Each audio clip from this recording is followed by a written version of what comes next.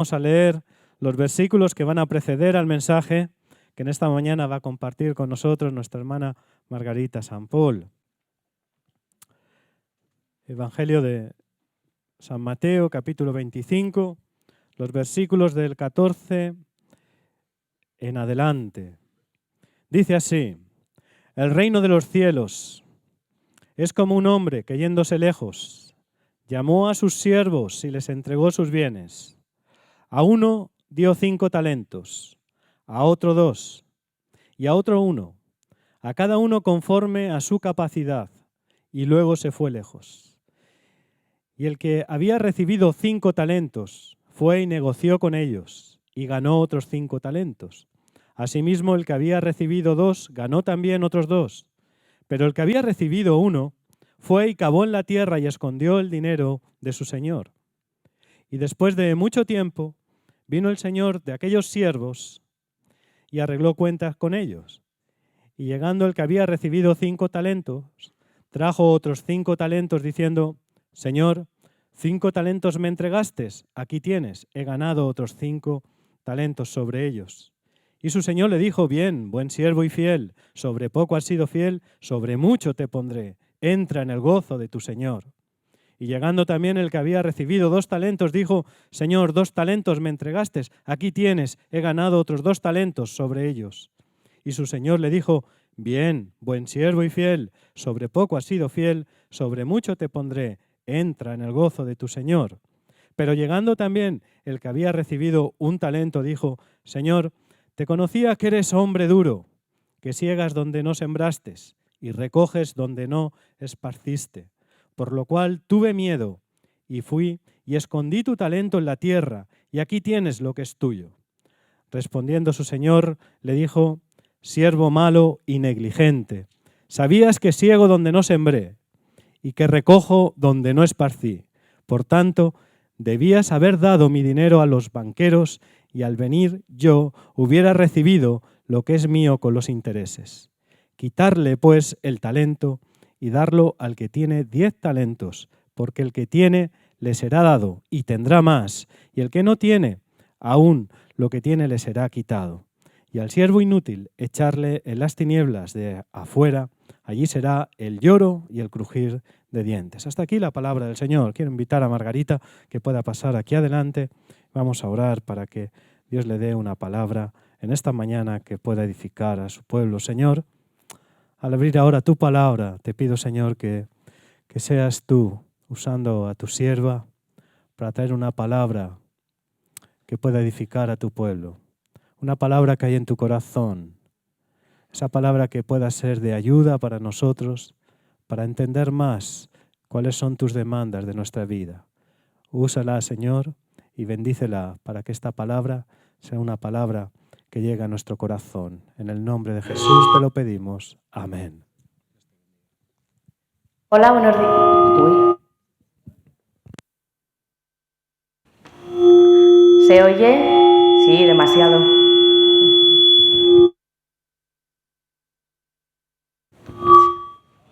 ¿Se oye ahora? Ahora sí. Vale, bueno. Antes que nada, buenos días.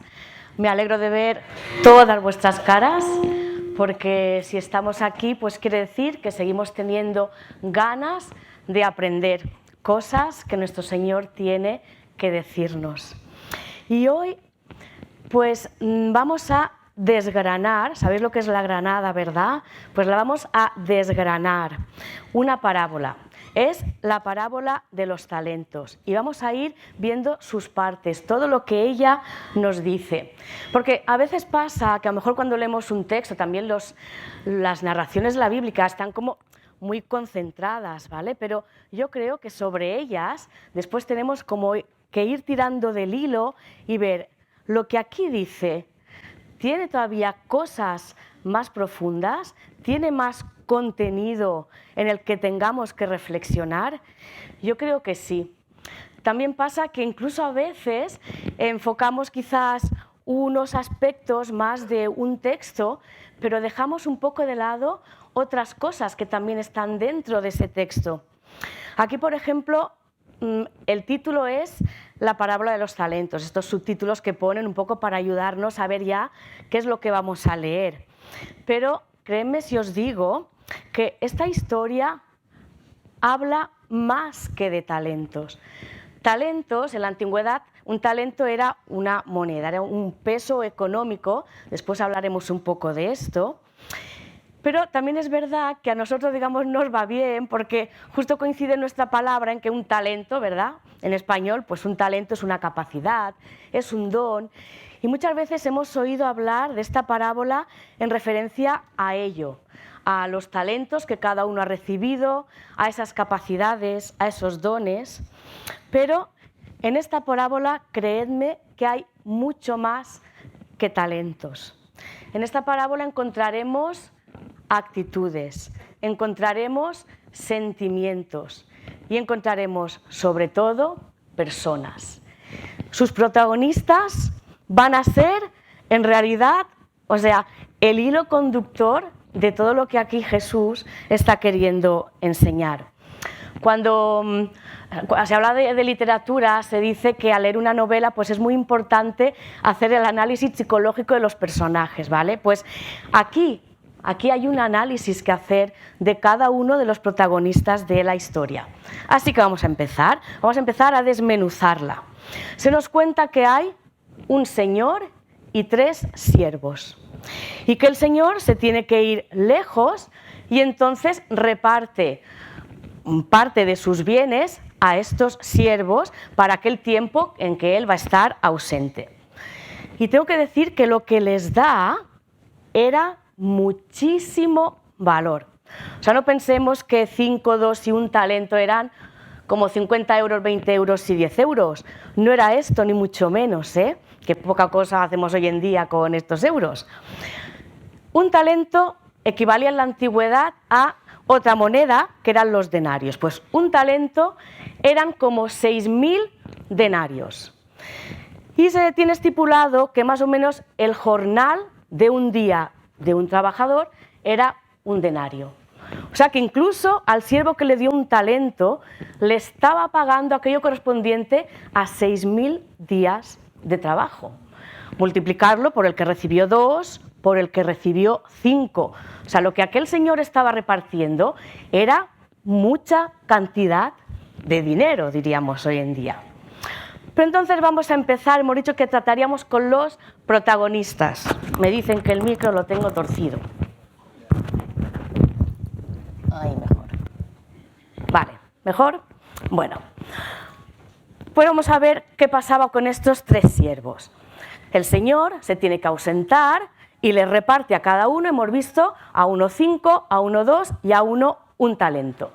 Y durante la ausencia de aquel señor, pues estos siervos, ¿qué hicieron? Pues el que tuvo 5 parece que gestionó con ellos, hizo cosas y obtuvo ganancia.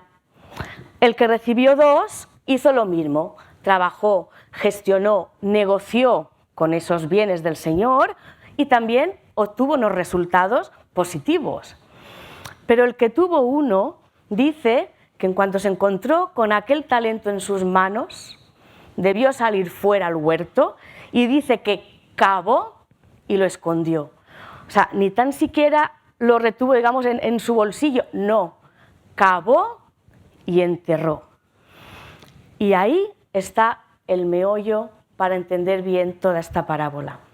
La diferencia no estriba en la cantidad de talentos que cada siervo recibió, sino en la respuesta y la actitud que cada siervo tuvo con aquellos bienes que su señor le había dejado. Y hablando de los siervos, pues vamos a ver cuál fue la actuación de cada uno, pero pensando un poco más allá de esa frase que dice que ganaron más, ¿no?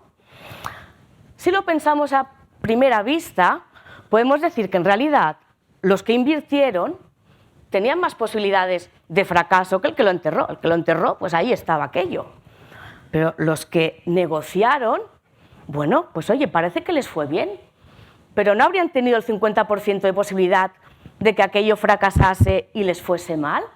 Esto lo podemos pensar a primera vista. Pero ¿qué pasa? Que la actitud de aquellos siervos fue que en cuanto el Señor les hizo partícipes de aquellos bienes suyos, ellos cogieron no solo el talento, sino la confianza que el Señor estaba depositando en ellos. Y con ello trabajaron.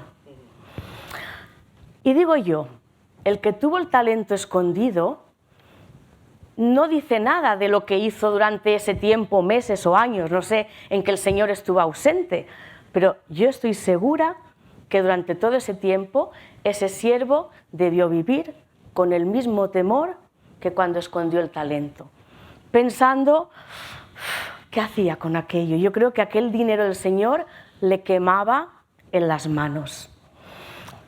Optó no por la confianza, yo no diría optar, sino que se dejó llevar por el temor. Hace poca cosa de un mes estuvo Pau predicando y yo recuerdo una frase suya que dijo que donde está el Espíritu del Señor, allí hay libertad. Pues si esta frase la colocamos aquí, podríamos decir que este siervo no tenía, digamos, ese espíritu de su Señor, no había entendido, no había conectado con su Señor y por tanto no supo qué hacer con aquel dinero. Ahí había una desconexión. Los otros dos sí que debieron actuar con libertad, porque hicieron cosas con esos bienes. Ahora bien, tenemos que pensar que actuar con libertad no significa hacer lo que uno quiere. Yo estoy segura que aquellos siervos, con los 5 talentos y los 2 talentos, no hicieron lo que les dio la gana. Para empezar, porque aquel dinero no era suyo, era de su Señor. Pero sí que yo quiero pensar que el Señor, cuando les dio todos aquellos bienes, ¿pensáis que hizo 3 sacos y dijo, tomad, os doy el dinero y aquí os apañáis? A mí es que no me cabe en la cabeza que un señor con sus bienes deja ahí el saco, lo suelta y se vaya. Es que yo estoy segura que cuando les dio aquellos bienes, les debió dar unas indicaciones, unas pautas de actuación. Quizás aquellos siervos, como eran de la casa, debían saber su señor en qué asuntos estaba interesado. Si quería comprar más ganado, si quería ampliar tierras, si quería hacer negocios con alguien quizás de otros pueblos. Yo estoy segura que aquellos siervos sí sabían en qué cosas se quería manejar el Señor. Y en esa confianza y esa libertad, dentro de esos parámetros que sabían, que conocían de su Señor, ellos se debieron mover y gestionaron. Pero el tercero, resulta que el privilegio que su Señor le había dado, Él lo convirtió en un gran sacrificio. Aquel talento le pesó mucho. Pero vamos a seguir adelante con la historia. La vuelta del Señor, porque al cabo de un tiempo se nos dice que el Señor vuelve. Y claro, llega a su hacienda de nuevo y ¿qué hizo? Pues pasar cuentas con los siervos a los que había dejado aquellos bienes suyos. Y supongo que los debe llamar de uno en uno, la cuestión es que cada uno le va diciendo qué es lo que ha hecho. El primero, pues le cuenta que ha negociado, que incluso ha duplicado. El segundo hace lo mismo, le había dado menos talentos, pero con esos también hizo cosas, los negoció, le sacó beneficio. Y hemos dicho que hablaríamos del análisis de los personajes. Imaginad, hacemos un negocio y nos sale redondo. ¿Con qué cara diríamos que un negocio nos ha salido redondo? Diciendo, mira, Señor, me diste 5 y aquí te doy 5. Vosotros lo pensáis. Aquellos siervos, y estoy segura que no nos lo dice el texto, pero cuando le devolvían a aquel señor su dinero duplicado, yo creo que sentían una gran satisfacción. Se debían sentir orgullosos de ver lo que habían producido, de ver que habían sido capaces de entrar en los planes de su Señor. Pero en cambio el tercero, y es curioso porque la parábola del tercero es del único que sí que se nos detalla la respuesta que dio. Y este hombre entró de frente con lo que yo diría una autojustificación. Señor, yo te conocía, tú eres un hombre duro, nada, que tuve miedo, pero toma, lo que me diste aquí en el cofrecito te lo devuelvo, ni lo he tocado, aquí está, es tuyo. Y todos sabemos que cuando queremos justificarnos por un error o por una incompetencia, el ser humano lo que solemos hacer es poner nuestro fallo sobre las espaldas de otro. O sea, este siervo resulta que ahora no había negociado por culpa del Señor, porque el Señor era duro, porque el Señor segaba donde no sembraba. Estaba poniendo su falta de responsabilidad, digamos su incompetencia, la estaba proyectando sobre su interlocutor. Yo creo que este siervo sencillamente no había entendido nada, el pobre. Y hasta aquí la figura de los tres siervos. Pero ahora tenemos que hablar del cuarto protagonista, del Señor. Y hay muchas cosas que se deducen de esta parábola sobre el Señor. Vamos a ver, 3 puntos, los más, digamos, los que más resaltan. Un señor se va y le deja, hemos dicho, que muchísimo valor, muchísimos bienes a aquellos 3 siervos. Vamos a aplicárnoslo. ¿Vosotros le dejaríais algo de valor, parte de vuestra cuenta bancaria, a alguien de quien no os fiáis, en quien no tenéis confianza? Con un ejemplo muy sencillo se va a entender. Yo a veces estoy en el instituto en el recreo y viene un alumno y me dice: profe, ¿me dejan las llaves del aula porque quiero ir a buscar un libro para repasar un poco? Yo, según de qué alumno se trate, le dejo la llave y le digo: sí, sube y después acuérdate de cerrar y me devuelves la llave. Y sé que lo hará así. Pero según qué alumno viene a pedirme la llave de un aula, yo no se la doy. Le digo: no, yo subo contigo, coges el libro y luego bajamos juntos. Porque puede pasar que, aparte del libro, coja otra cosa que no sea suya, o que se olvide de cerrar el aula y quede el aula abierta a expensas de cualquiera, o que incluso se olvide de devolverme las llaves e irse a jugar al fútbol con mis llaves. Y estoy hablando de unas llaves. Ahora imaginad, este señor les estaba depositando parte de su fortuna con confianza a esos siervos. El Señor les estaba demostrando a aquellos siervos que Él contaba con ellos, que les estaba haciendo partícipes de sus negocios, de la administración de su propia casa. Era una muestra de confianza total y plena que aquel Señor daba a aquellos siervos. Esta parábola, cuando Jesús la debía contar a sus discípulos, la verdad es que a ellos no les sonaba, digamos, a una cosa extraña, porque es que realmente esto se hacía. O sea, un señor de una gran hacienda a veces cogía siervos de su casa y es verdad que los hacía un poco copartícipes, pues para que lo ayudasen en los negocios, en la hacienda. Pero claro, el señor, el gran terrateniente, cogía siervos que le habían demostrado toda su lealtad, no al último que había llegado a su servicio. Incluso a lo mejor a niños que habían crecido allí dentro de las familias de aquellos siervos, que se habían educado ya sabiendo lo que se respiraba en aquella casa, sabiendo lo que quería el señor de la casa. Y los 2 primeros siervos, yo creo que entendieron muy bien esto, que ellos formaban parte del trabajo y de la hacienda de su señor.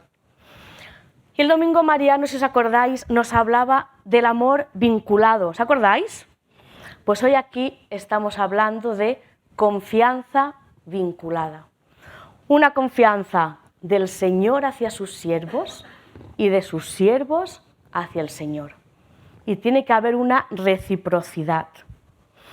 Aquellos los primeros siervos entendían que en realidad cuando aquel Señor les dio todos aquellos talentos, toda aquella riqueza, en realidad les estaba dignificando, los estaba elevando de estatus, porque les daba el honor de negociar y, muy importante, y hacer tratos en su nombre. Porque los dos primeros cuando negociaron eran siervos y el dinero no era suyo, o sea, no iban ellos allí, mira, yo soy fulanito. No, aquellos siervos cuando negociaban lo estaban haciendo en nombre de su Señor. Y créeme si os digo que era ese nombre el que daba firmeza y el que daba crédito a sus acciones. Vengo de parte del Señor de tal. Era el nombre del Señor el que les respaldaba cuando ellos negociaban. Respaldar, significa este verbo apoyar, dar garantía de algo.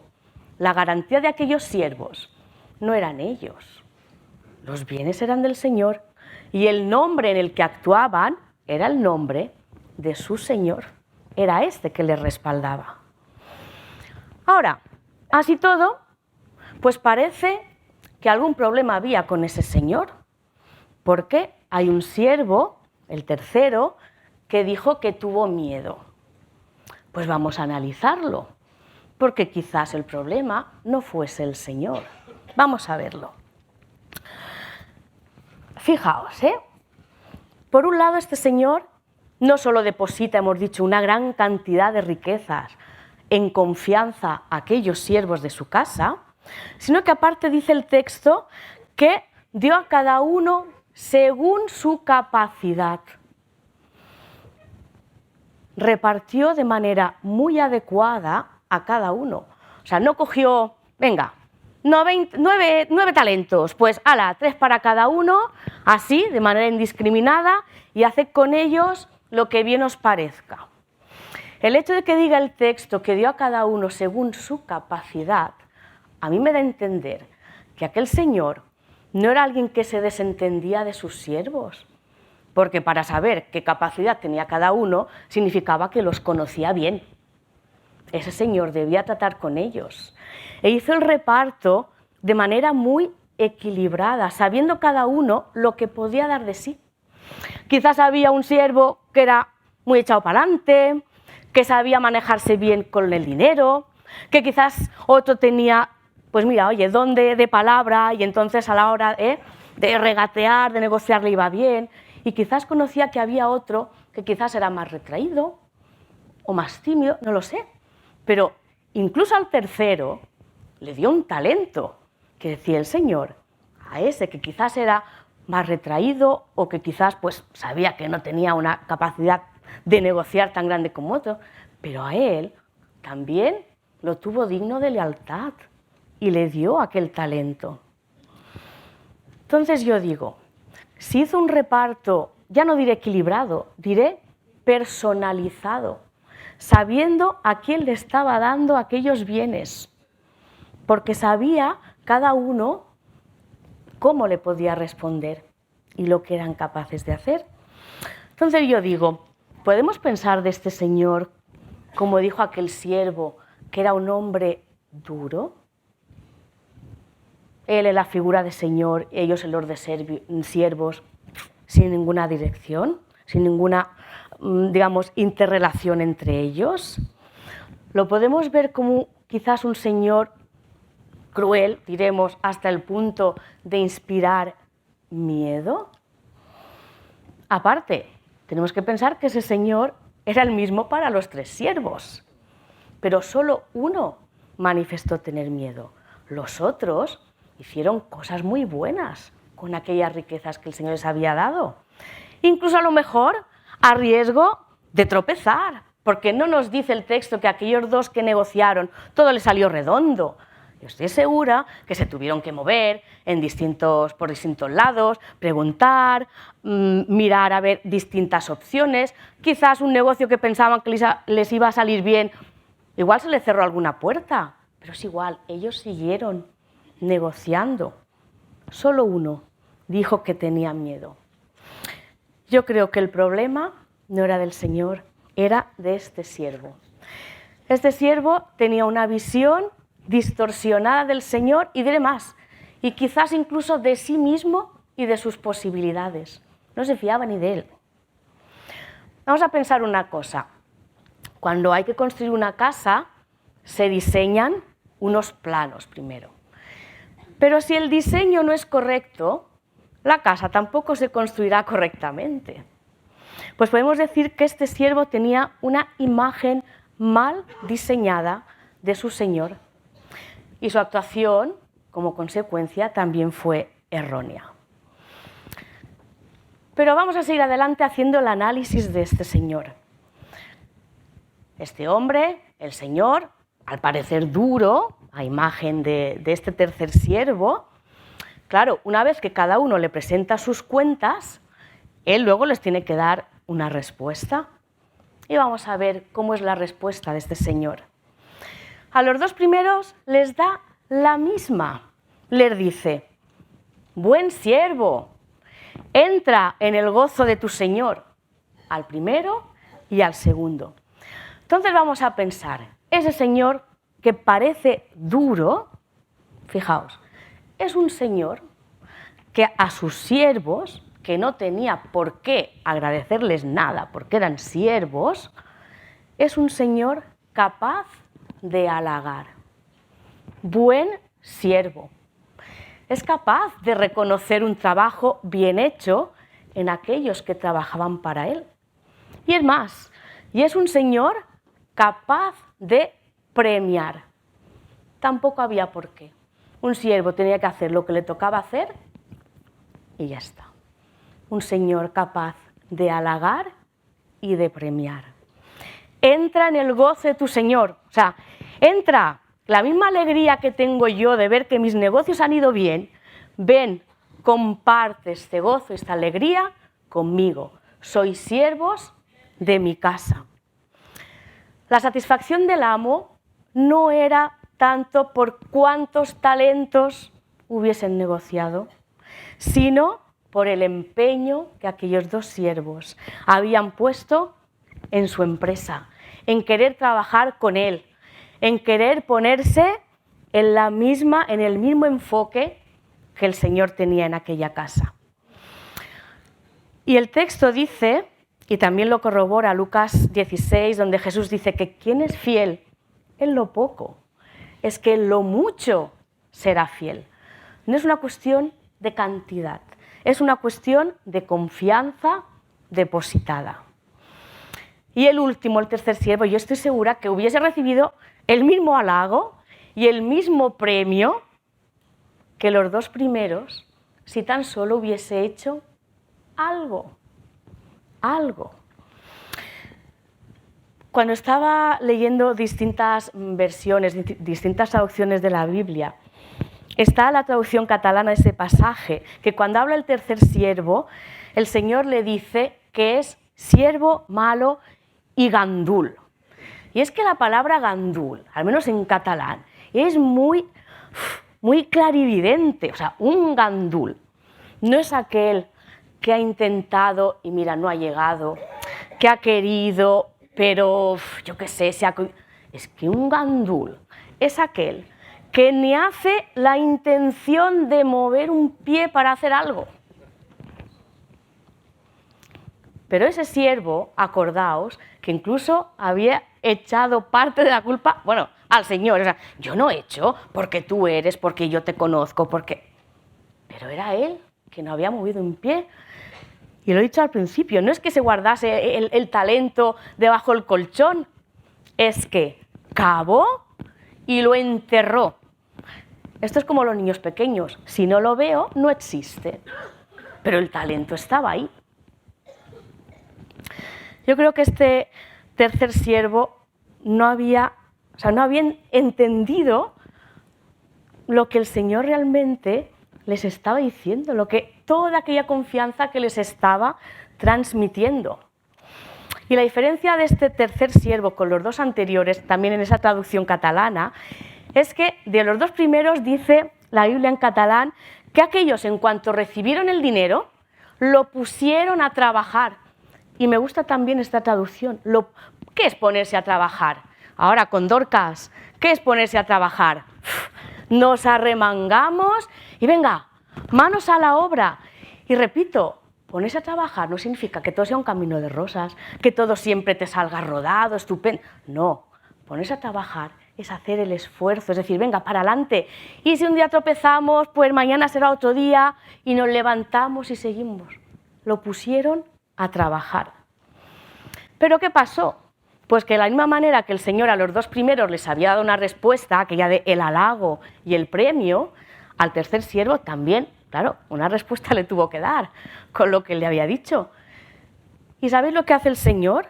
Que al tercer siervo le responde con la misma percepción que el siervo tenía de él. Y le dice, pues si sabes esto, o sea, si esto piensas de mí, como poco lo tendrías que haber puesto, ese talento, llevarlo al banco, para que diese algo de interés. O sea, aunque hubiese sido algo, digamos, un trabajo más pasivo, pero al menos algo. Haberlo puesto en un lugar, en vez de enterrado en la tierra, haberlo dado a alguien que te ayudase al menos a que hiciesen unos intereses. Poco, algo, pero cualquier cosa antes que quedarse en una actitud totalmente estéril, como hizo este siervo. Y aquí hay una gran enseñanza para nosotros. Pensar que la vida siempre es mejor no arriesgar nada, quedarnos parados y ver la vida a ver cómo pasa. Esto es contrario incluso al mensaje bíblico, donde desde su primera página, y después hablaremos un poco de ello, yo veo que Dios siempre llama a levantarnos, a caminar, a luchar. ¿Os acordáis que hace 2 semanas Pepe Aguilar compartió con nosotros la vida de Josué? E incluso nos hizo repetir un par de veces el mismo versículo donde Dios le decía a Josué, esfuérzate y sé valiente, no temas ni desmayes, porque el Señor tu Dios estará contigo donde quieras que tú vayas. Es el mismo mensaje, el nombre del Señor respaldando la acción de su siervo. De aquí yo veo que Dios nos llama a ser siempre una parte activa en nuestro tiempo, en nuestro entorno y en la vida que nos toca vivir. Y yo añadiré que yo creo que en realidad los talentos no son solo unos dones o unas capacidades concretas que Dios nos pueda dar. Yo creo que los talentos es nuestra vida íntegra. Como decía el domingo también Mariano, la mente, el corazón, el alma, nuestras fuerzas. La vida que Dios nos ha dado. Y es que me ha llevado mucho a pensar que si calculamos el valor de los talentos, por ejemplo, 5 talentos son, casi 100 años, son 90 años. Eso es el trabajo de una vida. Los talentos que Dios nos da es el trabajo de nuestra vida. La vida que Dios nos da para que la gestionemos y que fructifiquemos con ella.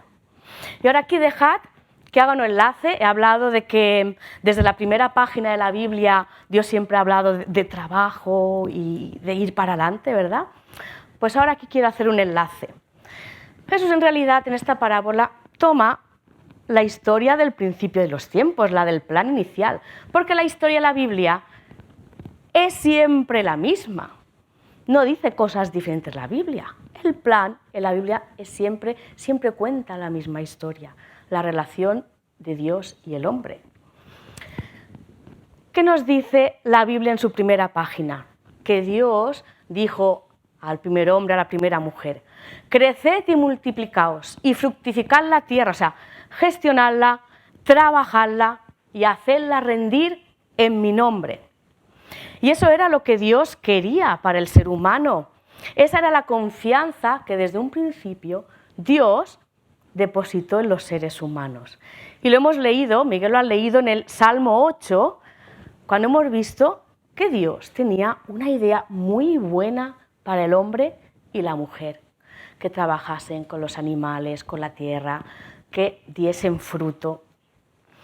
Pero Adán y Eva erraron el plan. Y es curioso pensar, ¿qué es lo primero que hicieron Adán y Eva cuando distorsionaron la imagen de Dios? Tener miedo y esconderse. Es lo mismo que hizo el tercer siervo con aquel talento, tener miedo y esconder. Son paralelas ambas narraciones. Y ahora Jesús estaba allí delante de aquellos discípulos para volver a retomar ese plan y decirnos a nosotros hoy que seguimos leyendo la misma parábola, que Dios sigue teniendo trabajo para nosotros. Pero hay una diferencia respecto a la parábola y a la historia del Génesis. Allí Dios les estaba diciendo al hombre y a la mujer que trabajasen con la tierra, con los animales. Pero Jesús aquí tiene que añadir un paso más. En el Génesis no menciona para nada trabajar con el resto de personas, porque allí, en el Edén, eso se debía dar por hecho. El ser humano en buena relación con Dios iba a estar en buena relación con sus semejantes. Pero ahora aquí en el Nuevo Pacto, que Jesús tiene que añadir algo más a ese plan inicial. Ahora, trabajar en los negocios del Señor iba a ser ocuparse de los semejantes, ser administradores de su casa, de su gracia.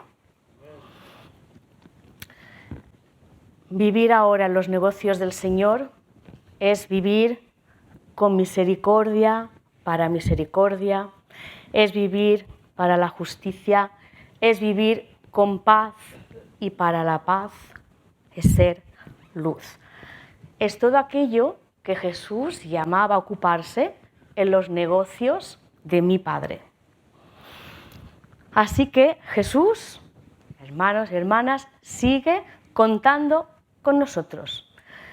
Pero en esta parábola deja claro que todo pasa por una primera cosa: la confianza que depositemos en nuestro Señor y el vínculo que creemos con Él. Solo así podremos gestionar, negociar y fructificar. Si no hay confianza y si no hay vínculo, tendremos miedo y esconderemos. Pero aquí no acaba la historia, hay un final todavía en la narración de Jesús. Y es que esta parábola en realidad está narrando nuestra vida, pero en base a la eternidad. Hay una serie de textos aquí en Mateo que hablan del fin de los tiempos y de la preparación de nosotros para ese tiempo. Y ahí está pues la parábola del siervo malvado, la de las 10 vírgenes, esta de los talentos y luego habla del juicio de las naciones. O sea que esta parábola habla de nuestra vida presente, pero enfocada en su resultado futuro.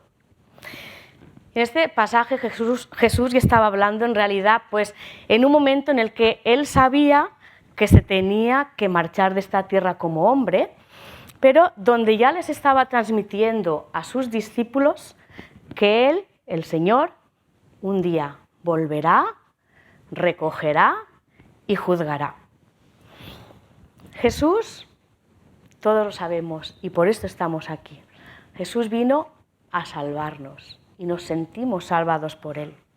Sí, pero Jesús también vino para aquellos a los que Él salva, hacernos partícipes de su obra. Porque esta parábola no va dirigida a desconocidos, a aquellos que no habían escuchado nada de Jesús. No, esta parábola iba ya a sus discípulos. Esta parábola Jesús la dirige a aquellos que el Señor tiene como siervos, a los que ha depositado sus bienes, muchísimos bienes, para que trabajemos con su respaldo en sus negocios, ser administradores de su gracia. Pero no olvidemos que lo que hagamos lo haremos según la imagen que tengamos de nuestro Señor, correcta o distorsionada. Y esta parábola de los talentos es la última parábola del Evangelio de Mateo. Y yo creo que Jesús aquí estaba haciendo 3 cosas, o yo las he resumido en 3 cosas, para que nos acordemos, son 3 A's. Jesús anima, Jesús advierte y Jesús afianza. En esta parábola, como en las anteriores que he citado, Jesús seguía insistiendo en la necesidad de velar. Estaba animando a los discípulos a seguir velando. Pero en esta parábola de los talentos da un paso más. No solo les está diciendo que estén atentos, que estén esperando su regreso, sino que los está invitando a hacer fructificar los dones que cada uno ha recibido. Y también menciona recompensa, entrar en el gozo de nuestro Señor y estar siempre con Él.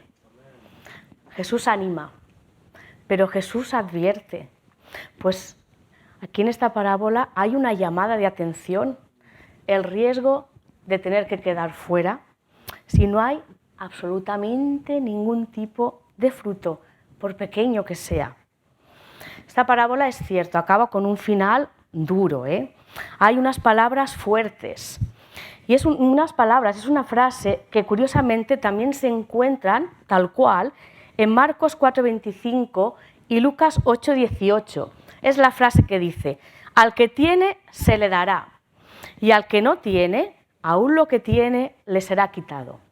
Solo que en Marcos y en Lucas esta frase no está insertada dentro de la parábola de los talentos, sino que ahí Jesús la pronuncia cuando Él está explicando qué es una luz.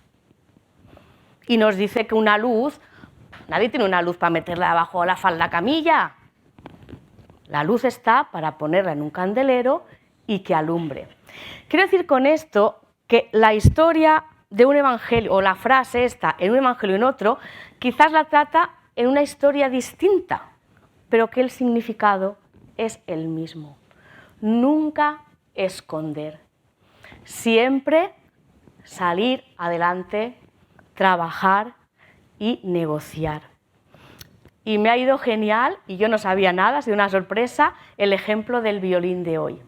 Y después Iñaki lo ha dicho: no dejes tu violín encerrado dentro de una caja para que coja polvo.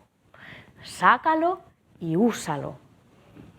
Llevad a nosotros tu vida, sácala a la luz y déjala ver y ponla a trabajar, úsala. Y he dicho que hay un tercer punto, ya para ir concluyendo, que es que Jesús, yo creo que nos llama a afianzar de nuevo esa confianza que Él primero nos ha dado a nosotros, haciéndonos siervos suyos, y que espera que nosotros también recibamos de Él la misma confianza.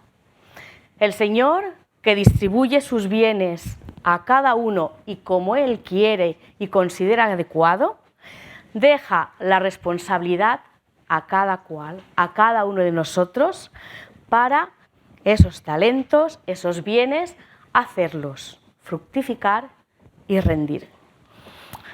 Hace también pocas semanas, porque yo creo que los últimos mensajes ha sido como un hilo conductor, también Pau lo dijo: la fe hay que ponerla a trabajar hasta donde nos sea posible, porque los siervos no serán recompensados, dice esta parábola, por la cantidad de bienes que recibieron, porque esto los da Dios, esto no es asunto nuestro, los bienes los da Dios y nos ha dado muchos, pero sí que la recompensa viene de acuerdo a lo que después cada uno haga con estos bienes, sea el número que sea. Y los bienes, hemos dicho que yo considero que es la vida íntegra, en lo natural y en lo espiritual, porque no hay una dicotomía, el cuerpo no va por un lado y el espíritu por otro. Todos los bienes de lo que es la vida íntegra. En las cosas naturales, sean cuales sean los bienes que a cada uno Dios ha dado, para poner ejemplos. Si es como padre, si es como madre, esos bienes, úsalos bien.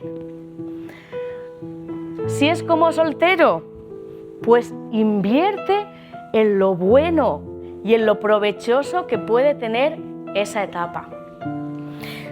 Si es en tu juventud, oye, pues ponle ganas a edificar bien. Si ya tienes muchos años, pues honra tus años con la sabiduría de Dios y no con necedades.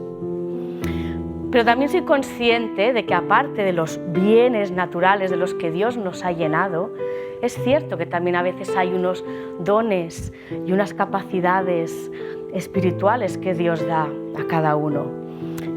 Y quiero concluir con un texto que está en 1 de Pedro 4:10, para ver que también aquellas cosas específicas, aquellas capacidades especiales que tenemos, cómo tenemos que gestionarlas. Dice este texto, 1 de Pedro 4:10, si alguno habla, hable conforme a las palabras de Dios. Si alguno ministra, ministre conforme al poder que Dios da, para que en todo sea Dios glorificado, a quien pertenecen la gloria y el imperio por los siglos de los siglos. Amén. Muchas gracias.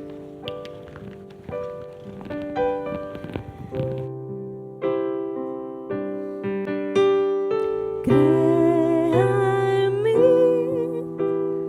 un corazón con ganas de servirte, con ganas de luchar por ti y renueva mi actitud, que los dones que me has dado sean de edificación.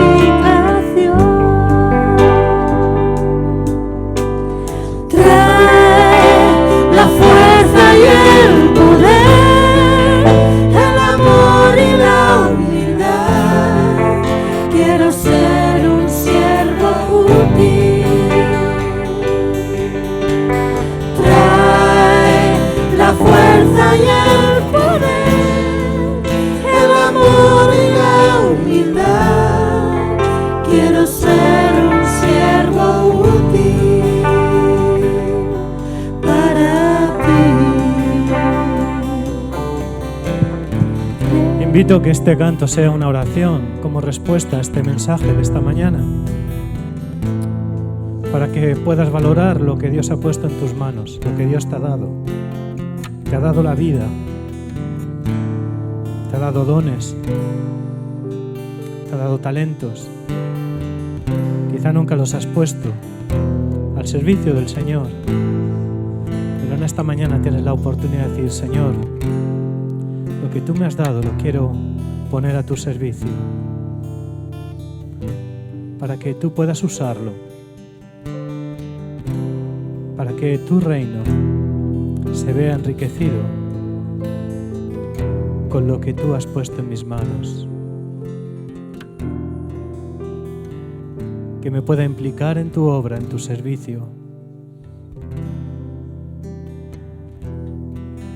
que pueda tener un corazón confiable en ti, que lo que tú me has dado es para que pueda producir frutos. Anímanos, Señor. Señor, que ponnos a trabajar en tu obra, Señor. Entre tanto estamos aquí en la tierra, Señor, en este tiempo que nos toca vivir.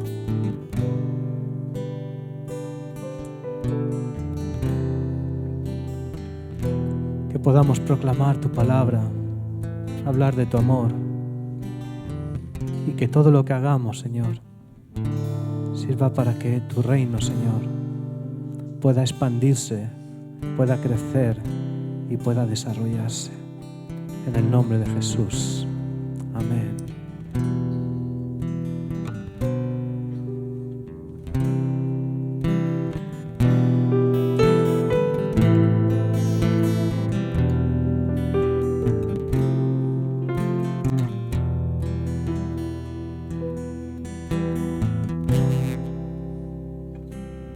Amén. Pues aquí concluimos.